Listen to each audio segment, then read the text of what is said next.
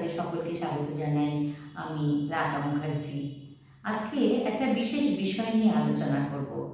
খুব ছোট থেকে বড় হতে হতেই আমরা দেখেছি বাচ্চারা ভীষণভাবে জেদি হয়ে যায়, তারা ভীষণ রকমভাবে ডিম্যান্ডিং হয়ে যায়, যা চাই সেটাই তখনই পেতে হবে।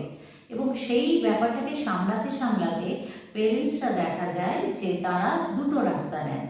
একটা রাস্তা হচ্ছে যে তার ডিম্যান্ডটা তখনই ফুলফিল করে দেওয়া যাতে সে শান্ত হয়ে যায়, আর আরেকটা রাস্তা হচ্ছে মারধর পিটুনি দিয়ে তাকে চুপ করে দেওয়া। আমি বলবো দুটো রাস্তাই কিন্তু ভুল। মারধর পিটুনি তো কোনোভাবেই উচিত না, কারণ সেটাতে একটা রং নেচার, একটা ভুল স্বভাব তৈরি হয়, বাচ্চাদের মধ্যে খুব অ্যাগ্রেসিভ হয়ে যায়, তারা আরও বেশি জেদি হয়ে যায়। কারণ তারা যে কেন মার খাচ্ছে এবং সেটা তারা ঠিক বুঝে উঠতে পারে না। আর একটা যে রাস্তা বললাম যে তাদের ডিম্যান্ড ফুলফিল করা, সেই ডিম্যান্ড ফুলফিল করতে গিয়ে যেটা সমস্যা হয়, যখনই সে যা চাইছে তখনই যদি আপনি সেটা দিয়ে দেন, তার ফলে সে এইটা বুঝে যাচ্ছে যে আমি একটু জেদ করলে, আমি একটু কান্নাকাটি করলেই মা বাবা আমাকে জিনিসটা দিয়ে দেবে বা আমি যা চাইছি সেটাই আমি পেয়ে যাব। সেই রাস্তাটা তার কাছে তখন খুব সহজ মনে হয় এবং সেই রাস্তাটায় চলতে চলতে একটা সময় সে এমন ডিম্যান্ডিং হয়ে যায়, ধীরে ধীরে তো সে চাইল্ডহুড থেকে অ্যাডোলেসেন্সে পৌঁছয় এবং সেই অ্যাডোলেসেন্সে তার ডিম্যান্ডটা কিন্তু অন্য রকমের হতে শুরু করে তখন, যেটা কিন্তু পেরেন্টসরা আর সামলাতে পারেন না তখন। সেই কারণে আমি বলবো যে ছোটোবেলা থেকেই ব্যালেন্স রাখার চেষ্টা করুন, যে বাচ্চাকে কতটা দেবেন আর কতটা দেবেন না।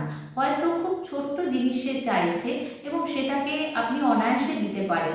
হ্যাঁ, কিছু খেতে চাইলেও, কিছু ভালোবাসে, সেটা আপনাকে বুঝতে হবে যে কোথায় আপনি ব্যালেন্স করবেন।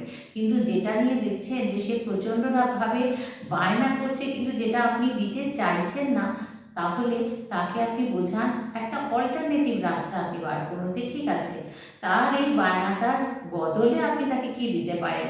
একটা টার্গেট তৈরি করে নিন, একটা কন্ডিশনিং করুন যে ঠিক আছে, তুমি আগে এই হ্যান্ড রাইটিংটা করে নাও তো, বা তুমি আগে তোমার হোমওয়ার্কটা করে নাও, তারপরে আমি দেখছি, বা তুমি ক্লাসে এই পার্সেন্টেজ তুমি আনো, তারপরে আমি দেখছি।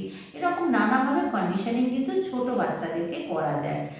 তারপরে ধরুন আর একটা প্রসিডিওর হচ্ছে যে ধরুন আপনি বললেন যে না ঠিক আছে, হয়তো বাচ্চা দেখছেন যে বড় হচ্ছে, হতে হতে বলছে আমার একটা মোবাইল চাই, যেটা আজকালকার দিনে খুব কমন ডিম্যান্ড।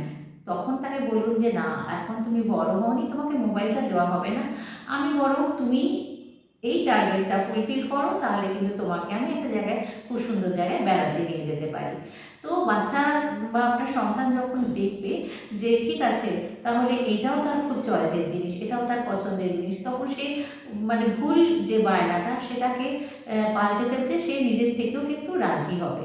তো এইরকমভাবে আপনাকে বুঝতে হবে যে আপনি আপনার সন্তানের ডিম্যান্ড কোন সময় কতটা পূর্ণ করবেন এবং কতটা করবেন না। আবার এটাও ভালো নয় যে যখনই বাচ্চা কিছু চাইছে আপনি সবসময় না বলছেন, সেটাও কিন্তু ঠিক না। এই জায়গাটাতেই বুঝতে হবে যে কতটা দেবেন, কতটা দেবেন না। এই জায়গার ব্যালেন্সটা কিন্তু ভীষণ ইম্পর্টেন্ট। কিন্তু দুটো ব্যাপারে, দুটো পথের মধ্যেই কিন্তু একটু প্রস্তুতি দরকার আপনাদের। অতএব আপনার সন্তানদেরকে সঠিকভাবে পথ দেখান, ভালো রাখুন ওদের, ভালো থাকুন আপনারা।